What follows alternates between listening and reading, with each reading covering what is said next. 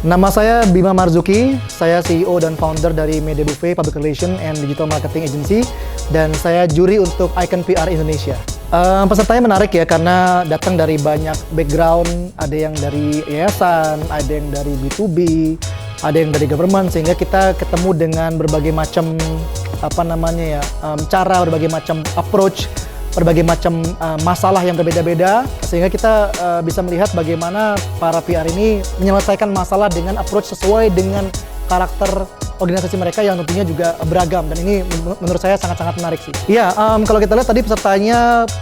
mereka masih banyak berkutat pada PR-PR yang konvensional, tapi kita sudah lihat beberapa di antara mereka sudah mulai melebarkan sayap ke community, which is good ya kan, dan saya sudah mulai melihat juga bahwa beberapa daripada mereka sadar bahwa mendengar itu sebuah proses yang penting bagi sebuah public relation, dan juga tadi kalau kita lihat mereka sadar bahwa dalam organisasi, dalam melakukan PR, it's not just about menginformasikan, it's not just about jadi jembatan informasi, tapi juga bagaimana how to solve the issue. Seorang public relations di masa sekarang ini ya, saya rasa harus bisa proven dalam menghadapi masalah. Banyak PR mereka bisa do daily stuff ya, press release, media, tapi sebenarnya the real challenges adalah ketika mereka menghadapi isu. Sekarang ini terutama di era digital, isu datang dengan cepat, pergi dengan cepat, dan bisa datang berkali-kali, sehingga kalau saya pribadi, saya melihat bahwa PR ini harus proven bagaimana cara dia bukan cuma menghadapi isu, tapi juga sebenarnya yang lebih penting adalah mengidentifikasi isu sejak awal. Menurut saya penting buat PR pro saat ini ya, dimanapun mereka berada, apakah mereka di korporasi, di perusahaan, di pemerintahan, di yayasan, dan juga di banyak yang lainnya lagi, untuk mereka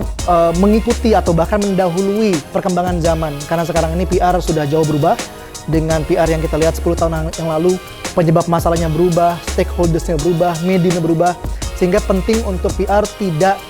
merasa nyaman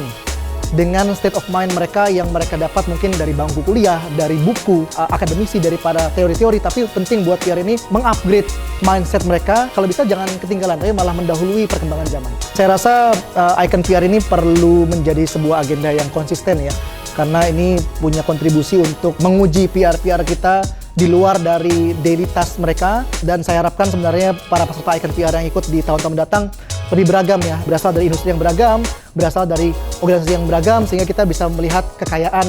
approach dari public relations di Indonesia.